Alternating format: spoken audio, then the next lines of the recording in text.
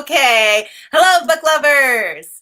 Welcome to Authors Love Bookstores, presented by A Mighty Blaze.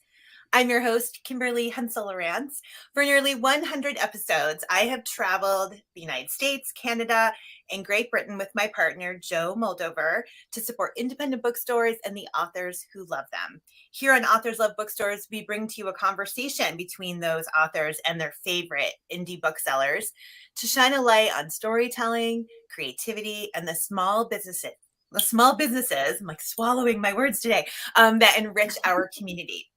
I am pleased today to welcome Kimberly Brock and Thank you. author and fellow person with a wonderful first name, and booksellers Jessica Osborne and Melissa Taylor. Welcome, welcome. We're very happy that you're here. Thank you. Hi. Okay, so we have many questions. And before we get started, I want to just tell our audience a little bit about the bookstore and our guests. So Kimberly Brock, this cover is so terrific. I have to call it. I love it. So good. It's such a great, and it's an honor of the book so well. It reflects the book so well. I'm so excited for you. So Kimberly is the award-winning author of 2 novels. Her debut novel, The River Witch, was honored with the Georgia Author of the Year Award in 2013, which is awarded by the Georgia Writers Association. And her brand new book with this amazing cover is The Last Book of Eleanor Dare, which we will talk about today. She is the founder of Tinderbox Writers Workshop and has served as a guest lecturer for many regional and national writing workshops, including the Pat Conroy Literary Center. She lives near Atlanta with her family. Jessica Osborne and Melissa Taylor are the owners of E. Shaver Booksellers in Savannah, Georgia. The store was founded nearly 50 years ago. And this story, the story of the founding of the store is it's so romantic. So yes, it is. It is. So this is Ed and Esther Shaver. They were newlyweds from Kentucky. You have to correct me if I have this wrong. They were newlyweds from Kentucky. They came to Savannah on their honeymoon. They fell in love with the city. So they decided to stay. And then they opened a bookstore. Is that right? Their car broke down here. Oh, and because they had a foreign car, it took forever to get a part. And so they stayed in Savannah much longer than they would have normally. And Yeah, they stayed at the DeSoto, which is right across the street from the current location of the bookstore. And Esther was just walking around downtown and saw this house for sale and decided this was where they wanted to settle. Yeah, they just decided not to leave. That's fortuitous. That's like you're saying when to break your car because you have a different path. Have you ever been to Savannah, Kimberly? I have, a long, long time ago. Yeah. But not the bookstore. Makes you want to stay. It is. Unless you come in August, in which case you don't want to stay at all. Yeah. Okay, so they opened a bookstore at some point after their car was fixed. And in 1975, the bookstore opened. Yes. Correct? Yeah. And so, Jessica, you became an owner in 2015, Melissa in 2020. Is that right? That is correct. Yep. I bought the bookstore from Esther, the original owner, and then Melissa came on in 2020. Wonderful. And the store is a must-visit spot for people going to Savannah, clearly. Of course. We hope so. Yes. So, Kimberly, tell us about your connection to the bookstore, because I did have to look this up today, how far it is from Atlanta to Savannah. It's about a 4-hour drive. So it's not like you're just bopping over there on a Tuesday afternoon. You're making a commitment to visit the store. So tell us your connection. Tell us your first time, if you remember visiting the store. Why is it so special to you? So I can remember going to Savannah as I'm 50 now. So the store is only a few years younger than me. And I can remember going to Savannah as a kid. My dad's best friend in high school lived on St. Simon's. And so we loved all of the Georgia Island history, and he brought Eugenia Price books to my mom while I was a kid. And so we were always going down the Georgia coast. And I can remember going to the bookstore as a little girl and just liking it. I was in Savannah. It was cool. It was wonderful. And I loved bookstores and libraries. And then as an adult, I can remember going back so many times, but I'm such an introvert. I have never introduced myself. I will go in and almost work up the nerve, right? But it's this little bookstore that it's very charming, and it's little nooks and crannies, and so it's really great to hide in and eavesdrop in and shop and look around, and nobody, you can sneak in and out. And I was that kid. I wanted to be in places I wasn't supposed to be in little back rooms and little nooks and crannies. And so it was one of those stores that felt kind of magical to me in that way. Not all indie bookstores are that way. Yeah. It's very warm. And I've been in, like you said, locations, but the feeling of it is just, I don't know, it feels like a storybook to me. So I love that little store. And and when I started writing this, first of all, it's also just beloved by Southern authors. We all love this store and just dying to go and do events and see our books there, and we tell our readers about it. And so when I set this book in Savannah, I was excited because I'm like, oh, they'll get to go to Eshaver and buy this book. They'll find it there. And it seems like it belonged there. So I like that. Oh, I love that description of the bookstore as a storybook. It is. It does feel that way. That's very special. So as I mentioned at the top, the store is coming up on its 50th birthday. You have a little bit of time, but it's on the horizon. Yeah. We have a little bit of time, yeah. Yeah, a little bit. That is a remarkable feat for a small business, and especially for an indie bookstore, because the industry has changed so much since the early 70s or the mid 70s. Yes. You have the rise of big box stores, you have ebooks, you have COVID. How has the store weathered all of these changes and remained such a vital part of the community? Well, I will say that Esther gets the credit for weathering the worst parts of the storm, because she kept the bookstore going through Barnes & Noble opening in town, through the rise of Amazon, all of those things she managed to do. I came into the store, I started working here maybe about 3 or 4 years before I bought it. And it was, I don't know that it would have survived a whole lot longer if she hadn't decided to sell it. And but for the storm that we were here to weather for COVID, for sure, I think the best way to explain how we got through is our local population really stepping up and coming to the bookstore and ordering through us. We've always been a very tourist-driven store just because of where we are in Savannah, being right in the historic district. And it was really our locals that stepped up and got us through.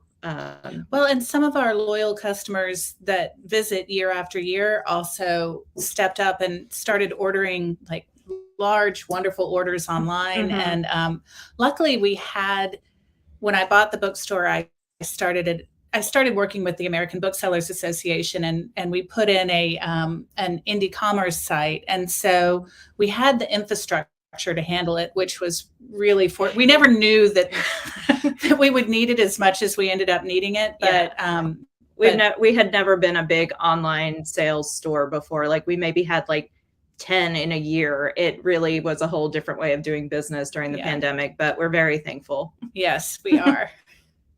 We've heard that a lot from booksellers over the past 2 years of doing this show, that they hadn't really had an online presence before COVID, and it forced them to develop one, or they had one that hadn't really been used and it sort of transformed their business. And it's kind of, it has really changed. Yeah. Go ahead. Oh, it's changed our business, and it's actually, we've learned a lot through COVID about how to be a better business. So there are upsides. It's strange to find lessons in this very difficult time, isn't it? Like positive lessons. But it's good that you've been able, it's a testament to both of you that you've been able to take that and carry the store forward so that people can come in and find books like this. Yes, exactly. We have right in the front of the store with our regional author section. And so you see it when you walk in the door. Now that is the best part of indie bookstores, is that coming into the bookstore and discovering a book that belongs in that place, in that area. So tell us a little bit about this regional section of the bookstore. So we'd find Kimberly's books there. What other authors would be in that regional section? I mean, obviously, all your Southern three named ladies are in it. No kidding. Yeah. No kidding. You guys, my maiden name is Bab. You can't do Bab No. Brock. It would have been horrible. I'm like, No. you can't even It's a missed opportunity. Yeah.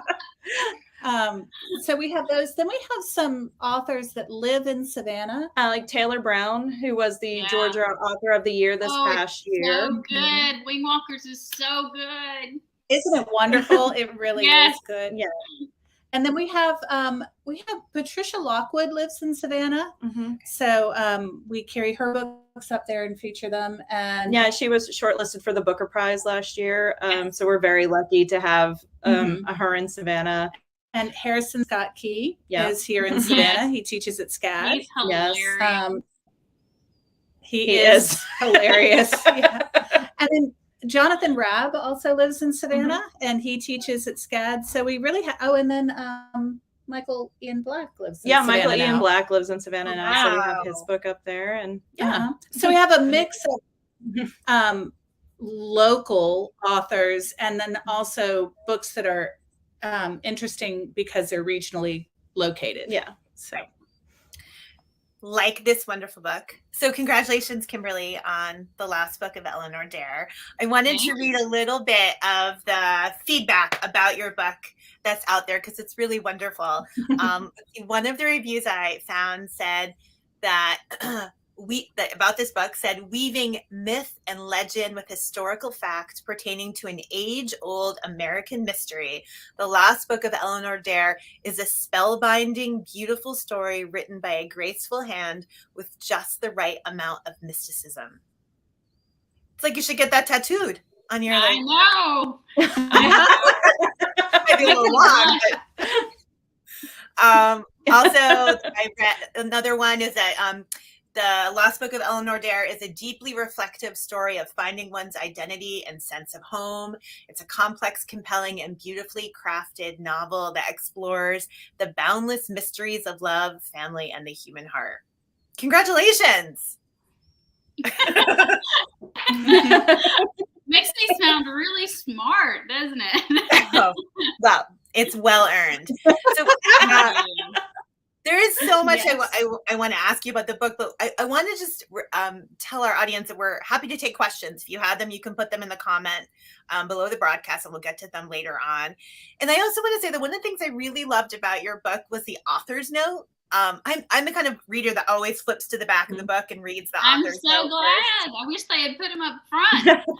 I do the same thing. Oh, good. Yeah. That's Kimberly. But it's fascinating because you explain in the author's note your inspiration for the book, how you came to this story. And it sounds, am I right in reading that this has been something that's been in your mind for 20 years? This idea of okay. So can you tell our audience a little bit about the book and how you carried that story with you for so long? Yeah, I can tell you that when you're a mother, it takes you that long, first of all, I think, to do anything. But Yeah. Let's see, I grew up in North Georgia, just right about 30 minutes south of Chattanooga.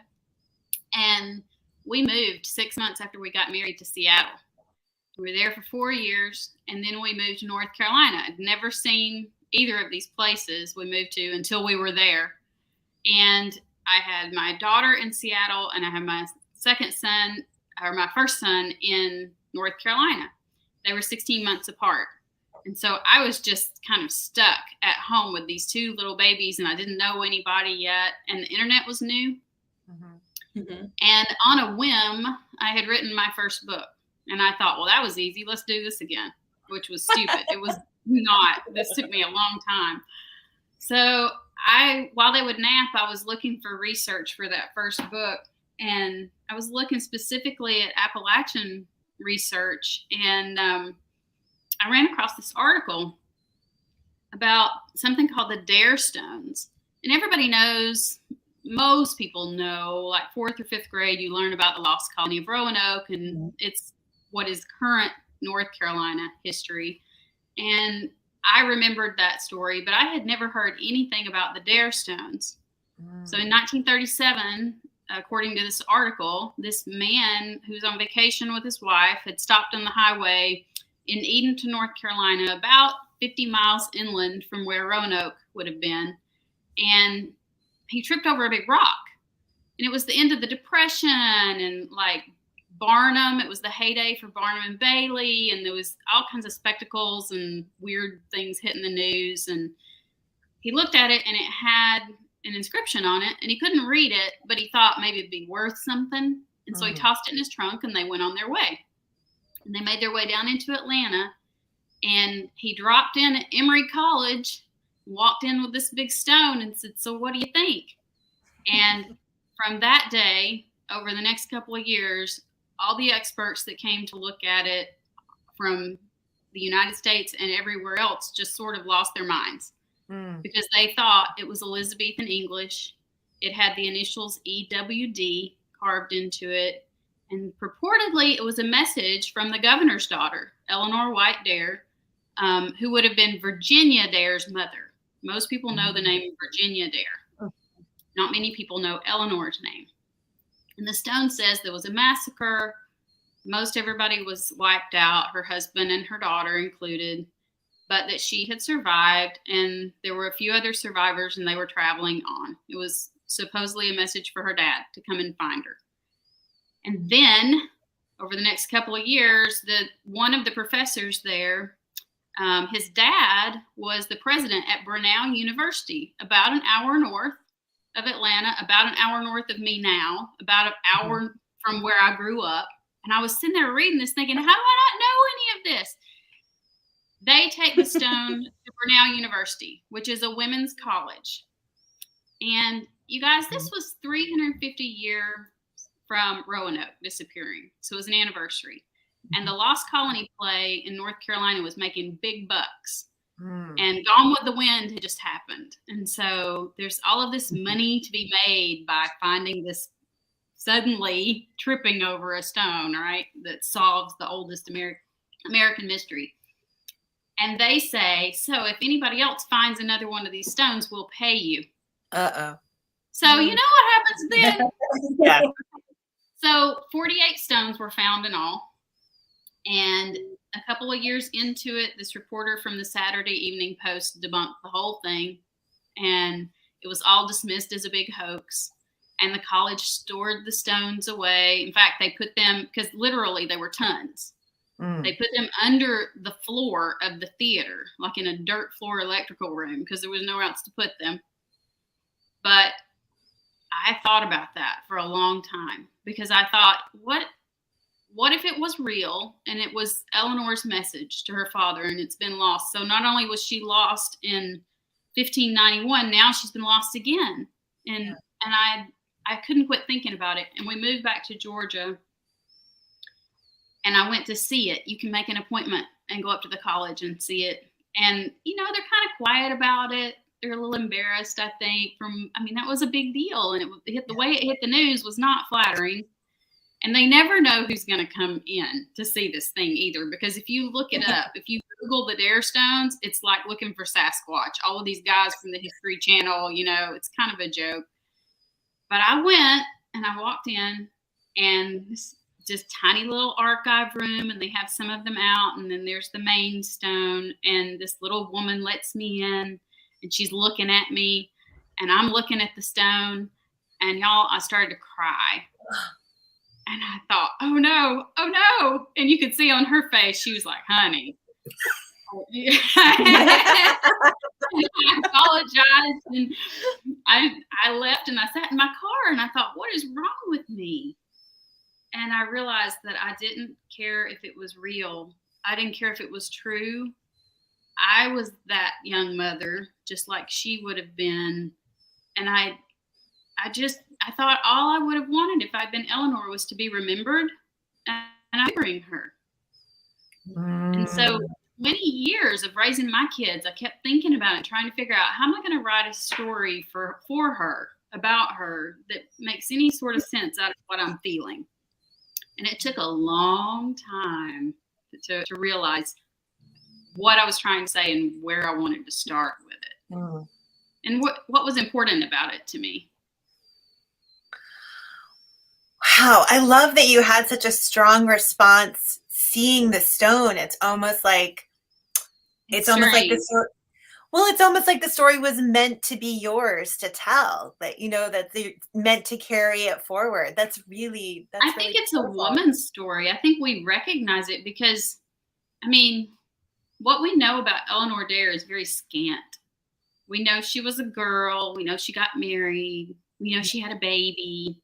And then she disappeared. And I thought, yeah, that's kind of what we all feel to some degree, I think, as women. And women's history is like that. It just kind of is, it's a side note or a footnote. And so finding her in some ways was a lot like finding myself at times in my own story. And I tried writing it from her perspective, and I put it away. I quit several different times because it was awful. It was so boring, and it just was pilgrimy, and colonists, and who cares? And I couldn't find her in that. And eventually I realized, okay, I know when this stone was carved. It's got the date on it is 1591. I know when it was found again, supposedly. But where was that sucker all the time in between? Right. And who might it have mattered to? And when I started thinking about her and if there had been a daughter that had survived to pass these stories down to, and then imagining generation after generation of those women and what that story would have turned into, how they would have passed it along, what would have been lost from it, and what would have survived and why. Right. And so I started in 1945 after the stones had been dismissed, just a couple of years. I think it was 1942 when they dismissed them. And that interested me. What our mothers tell us is not always the truth. It's pieces of the truth. And the story doesn't all come at once. And sometimes they run out of time. And what do you do when you don't have all the answers, when you don't learn it all? So that's what this book is about. Ooh. I love this idea of what do we remember, and like carrying forward people and remembering our family and our heritage. So Melissa and Jessica, when someone comes in the store and they want to find this book, obviously we're gonna see it in the regional Southern Georgia section, but there's so much more happening in this book I do think the parts that describe Georgia are gorgeous. Like the environment sounds so beautiful. But I'm curious because there's history in this book. There's a really moving mother-daughter relationship. There's this powerful sort of connection to the past. How do you describe this book to people? Where do you put it in the store? Well, it goes in our regular fiction section too. So we have a display in both places. So you can happen upon it in the stacks when you're walking around, or you can see it right when you walk in the door. But often people will ask us if we have any books that are set in this location. And so that's always a good way to start the conversation. And then we tell them about, everything else that's going on in the book, because Melissa was going to be in conversation, and so we both read the book and both enjoyed it. So I think just the for me, like the historical fiction aspect of it, it makes it an easy recommend to people because there are the diehard historical fiction readers, and you've got sort of the connection with World War II because of the father. And so, I think it's a book that's easy to put into the hands of people because there's so much that's going to appeal to such a wide range of people. And there's a little bit of mysticism in it as well. The mysticism is a nice touch. It is a nice touch. So you had it planned and in conversation? Yes, with me and Kimberly. Yeah. And so what was the question that you've been dying to ask Kimberly about the book? Okay, so Jessica and I you were both ready. would like to know. Listen, Yeah, I saw that. You're like, okay. So is there a specific place in Savannah that you used as inspiration for like the family home? Is there For something? Evertell? Yeah, is there some place that you were specifically envisioning? I'm so glad you asked me that. Nobody has asked me that yet. I have to tell you this. So I started the book with it set. So those 48 stones, right? And their story for ELEANOR was that after the first one, and I think the first one, there's a possibility that it's authentic. Nobody has been able to prove whether it is or not. All of the rest were dismissed, but the first one, even with all of the testing that smarter people than me have done, they've never been able to prove whether it was fake or real. So I kind of hold out hope. It looks very different from the other ones. But the other ones tell this story that takes her conveniently from Edenton, North Carolina, down into Greenville, South Carolina, following trading trails with Native Americans, and into North Georgia, into this beautiful valley near Helen, Georgia, where she supposedly lived for years and married a Native American king and had a baby. And then the natives got angry because she'd had this child, so they cast her out. And she went down the Chattahoochee River with several other survivors and died in a cave in Fulton County, where I live now. I know.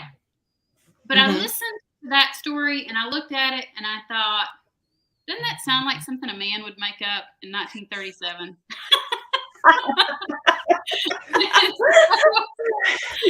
Yeah, I think those were fake. And I ditched that whole story and I thought about if, say, ELEANOR might have been pregnant already. Virginia was several years old. I can't remember now because I'm terrible at math.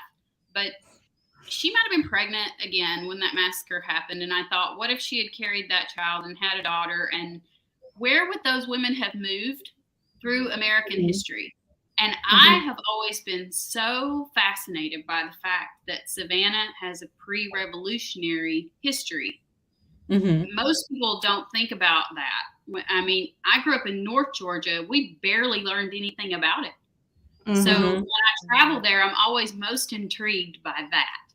And we had come there on vacation several times and visited Midway and Sunbury down the road and walked through the pre-revolutionary graves at Sunbury. Sunbury was larger than Savannah initially. It was the port. And then Savannah grew. And Midway Church inspired the church in the book. Okay. I've been in that church. So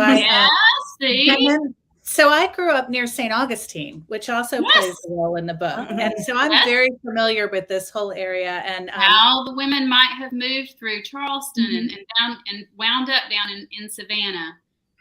But I initially had the house set in Helen. I initially had the relatives all having ended up there because of what the Stones had said about her being in North Georgia. But I had never been there. So I got in the car and drove up there one day while my son was in preschool, and I had to book it. I had to get back home by like 1, and I knew I was just barely going to have time to get there and back down here. And I got to that valley, and I had already written the house. And I don't know why I wanted a cupola on the house. I just think I'm a woman and I like the idea of this cupola on top of the house. Plus I like, the shortwave radio. That seemed like a good idea. And I come into this valley and there sits the house. It exists in Helen where I had initially just imagined it. It's sitting there with this cupola. It's called the Hardman Farm. And it's a former governor of Georgia, his home. So they've renovated it and you can go and tour it. And I went and saw it with my daughter a few years later, but it didn't feel right where it was at. And so I picked up that house in my imagination and moved it to Savannah. And I don't have a really specific spot for it. I kind of have an imaginary spot for it. I kind of know what I want it to look like because of what Sunbury looks like and what the river looks like coming out of Savannah. But I wanted Penn to be able to come into Savannah because of the Liberty ships and Mhm. the history there. And I wanted her to meet Bridie, who runs her shop there in Savannah. So I fudged a little. Yeah. Just my favorite parts. That's the best part about fiction, Exactly. I know. Well, being from Savannah, I of course got the map out, and I'm like, okay, 8 miles from here. Uh-huh. No, you're in the swamp. That doesn't work. Yeah. There's nothing there. I know. Yeah. But so it's a little bit of all of that. And my son did do like a watercolor map so that I could kind of have an idea in my brain of what it might be like if I just made it up. I wish it was a place I could visit. Yeah. Well, I put it kind of near Fort Pulaski in that area. Yeah. Yeah, I think so. Yeah. Mm-hmm. Yeah. Well, that's really cool to know that there was like an actual, like you kind of manifested the actual house into existence. Bizarre. I can tell you, like, all of the hair stood up. And I'll tell you one more thing. When my daughter and I went to see the house, the book was finished and already with my literary agent.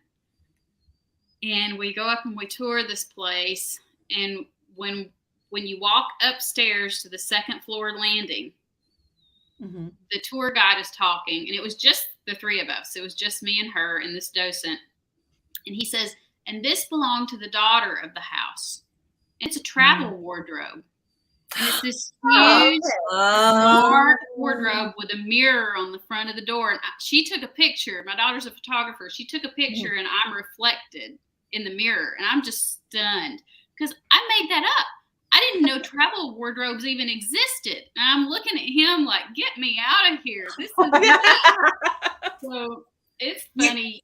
And historical fiction, I think all historical fiction authors must do this because you're researching and you're pulling in the things that you like and putting them in there. And then it's like, it's a little trick you play on yourself to think that you've made something up because I do that with names too. I've come up with names and then later figured out where they come from. And it's always so ridiculous. It's such silly places and your brain tucks this stuff away and you don't know. This whole conversation is such a great explanation for our viewers about the way inspiration comes from the research process and how you, Kimberly, I think it's really fascinating how you sort of went around and looked at places and then took real places and adapted them in your mind and moved them around. And so it really, I think it was one of the reasons why historical fiction is so compelling to readers is because they can see the truth in it. They can see the origins of the truth. That's so exciting. I hope so. I think people are, this is very speculative. I have people say, oh, I wanted more of the Roanoke history. And I say, yeah, me too. Because we don't know any of their history. We know so little, you have to make it up. And I did, throw some stuff in there that I used that I was able to find. And you read, and I read a lot of journals and letters, and looking for women is different in history. They're just not there. Yeah. So you have to kind of glean it from their art and their recipes and the stories that are passed down in families. But it's, I mean, I like to read fiction. I don't necessarily like really hardcore historical fiction either. So that shows in this book. And I'm like, sorry, that's not your thing, but I like it. Jessica, did you have a question? Well, no, I was going to say we had an author, and I'm blanking. Andrew Lawler. Lawler has a great book about like if people want legit history, but very accessible. It's the Lost Token is his book about. I did read. Yeah, I read pieces of it. I tried to read pieces of some of those. Then Marjorie Hudson's Searching for Virginia Dare was a beautiful. It's a beautiful book. And I read that 100 years ago, back when I was still in North Carolina. And then I read a couple of books about the Dare Stones themselves, but I tried not to read too many that were speculating on what happened to the colony itself, because I wanted to see what I might come up with from a different lens. So I'm going to switch tactics just for a second. Melissa and Jessica, when I researched your store, I came up with many mentions of your four-legged booksellers. Yes. They are very popular. They are indeed. They're like Yelp reviews about your store that mention these members of your bookselling team. Oh yeah, they mention them a lot. Cats. The cats. Could you tell our audience? Yeah. So Esther had dogs, the original owner of the store.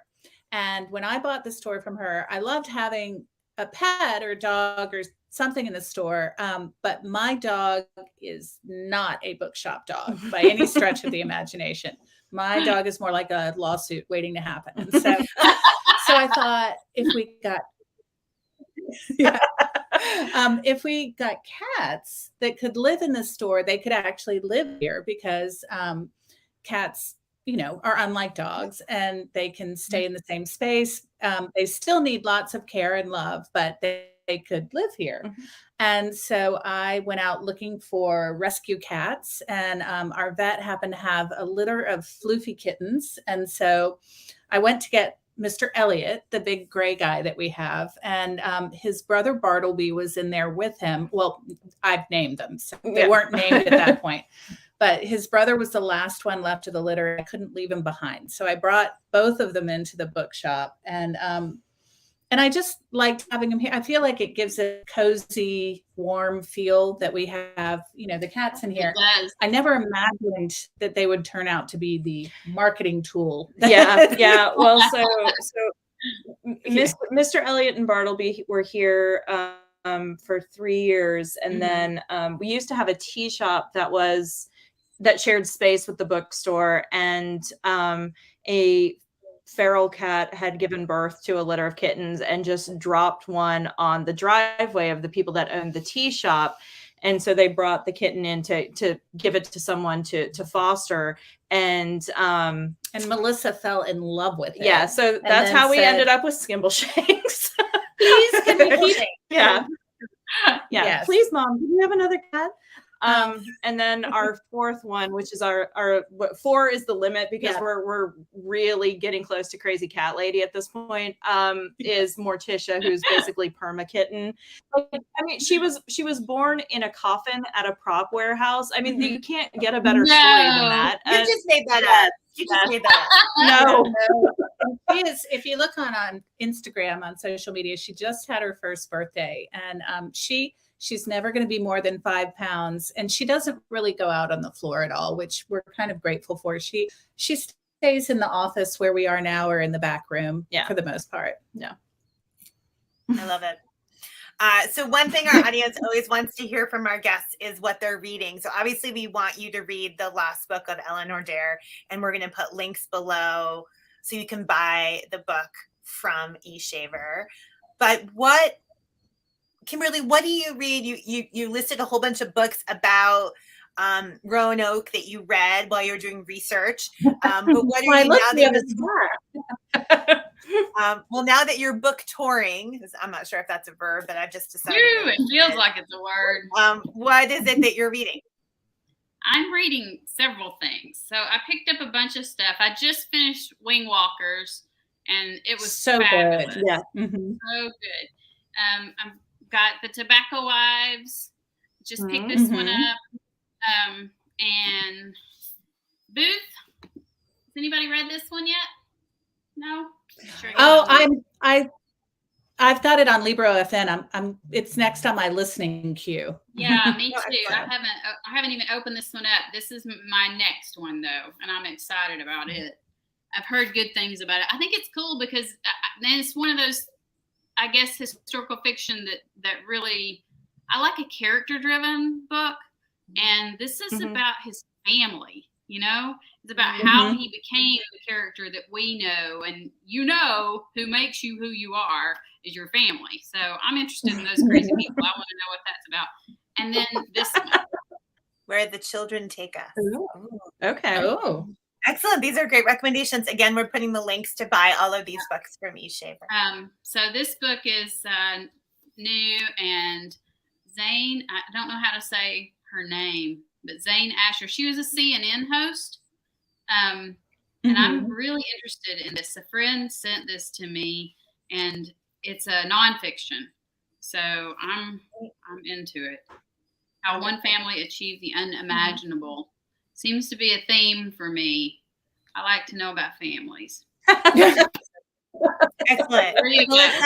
Melissa, Jessica, what are you reading? What are you looking forward to reading, or what looking forward to having in the store? Well, okay, so next week Emma Straub's new book comes out. It's called This Time Tomorrow. I'm very excited to put that into the hands of people because I read it and it blew my mind and made me have all the feels, and so that was amazing. And then currently I'm reading a book called The Immortal King Rao. It's by Vahini Vara, and it was on the recommendation of our W.W. Norton rep that I picked it up, and it's sort of a dystopian novel about a guy who's created this